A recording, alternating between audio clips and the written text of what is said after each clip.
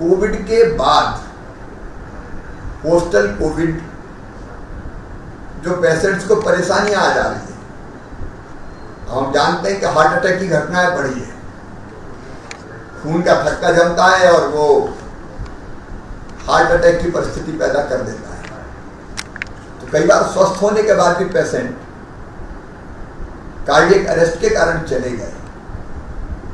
ये मामले बढ़े हैं। ब्लैक फंगस के बारे में हम सब लोग जानकारी सबको है ही, वो भी भयानक स्थिति है, कई लोग उससे पीड़ित हो रहे हैं। तो हम कोविड के पेशेंट के इलाज की चर्चा तो करें, आफ्टर ट्रीटमेंट अगर वो स्वस्थ होता तो कौन कौन से कॉम्प्लिकेशंस आ रहे हैं, उनका मुकाबला हम कैसे करें, चाहे फंगल इन्फेक्शन हो या बाकी जो दिक्कतें खड़ी हो रही है, उसके बारे में आप जानते हैं, मुझे विस्तार से कहने की आवश्यकता नहीं। तीसरा एक महत्वपूर्ण विषय जो मेरे दिमाग में है कि चर्चा बहुत हो रही है कि थर्ड वेव आएगी, उसका असर बच्चों पर ज्यादा होगा, सुनिश्चित कुछ नहीं कह सकते, लेकिन तीसरी वेव की जो आवश्यकता या अनुमान है उसको ध्यान में रखते हुए हम अभी से क्या क्या तैयारियां करें। हमने पोस्ट कोविड ट्रीटमेंट के लिए भी हमारे कोविड केयर सेंटर को कह दिया, पोस्ट कोविड केयर सेंटर भी होंगे। हमने अभी हमीदिया अस्पताल और भोपाल और जबलपुर में ब्लैक फंगस के लिए अलग वार्ड बनाने का फैसला किया, लेकिन मुझे लगता है कि ये केवल भोपाल और जबलपुर नहीं, हमको पांचों पुराने जो मेडिकल कॉलेज है, जिसमें इंदौर भी है, ग्वालियर भी है, रीवा भी है, वहाँ ब्लैक फंगस के इलाज के लिए हम अलग से वार्ड बनाएंगे ताकि उस रीजन के पेशेंट्स का इलाज हम वहीं संपन्न कर सके, क्योंकि इसमें हर कहीं हम इलाज नहीं कर सकते, इसलिए जिला अस्पताल या बाकी को छोड़ के मुझे लगता है ये 5 सेंटर हम बनाएं जहाँ ब्लैक फंगस के पेशेंट्स का हम ठीक से विशेषज्ञों के द्वारा इलाज करा पाएं। लेकिन बाकी भी जो कॉम्प्लिकेशन है उनको ध्यान में रखते हुए हमारी रणनीति क्या होनी चाहिए। और थर्ड वेव के लिए ऑक्सीजन बेड हम बढ़ा रहे हैं, आईसीयू बेड हम बढ़ा रहे हैं, स्टाफ हम बढ़ा रहे हैं, जो सामान्य चीजें हम कर रहे हैं, उपकरण हम बढ़ा रहे हैं, उसके विवरण में मैं नहीं जाता, लेकिन फिर भी अगर हमको ये लगता है कि ये तैयारी अभी से हमको करके रखना चाहिए,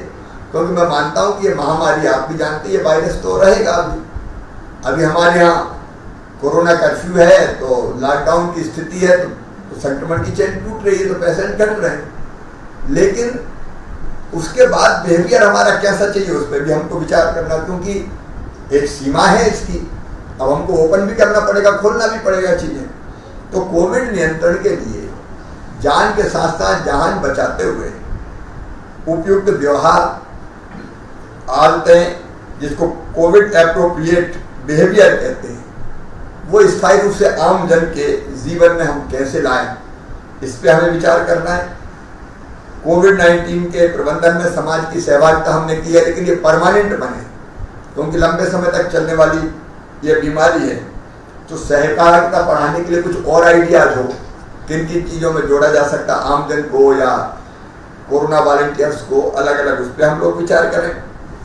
निजी और शासकीय अस्पतालों के मैनेजमेंट को और कैसे बेहतर किया जा सकता है, एक विषय है, क्योंकि आज भी मैं नहीं कहता कि कोई आइडियल व्यवस्था, अभी भी मैनेजमेंट में कमी है, तो और क्या क्या हमको करना चाहिए। फिर प्रिवेंशन के लिए हम और नीतिगत इंटरवेंशन क्या कर सकते हैं, उस पर हमको विचार करना है। नागरिकों को वो बीमार ही ना हो, स्वस्थ जीवनचर्या अपनाने के लिए प्रेरित करने वाले कौन कौन से कदम हो सकते हैं, एक इलाज है, एक बीमारी ना हो, उसके बारे में हम चर्चा कर सकते हैं।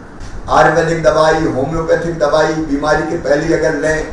काढ़ा जैसी चीजें, कई अनेकों प्रकार के, फिर योग, आसन, व्यायाम, प्राणायाम, इस तरह की भी कई तरह की चीजें जो सहायक हो सकती हो, उन पर हम विचार करके लोगों को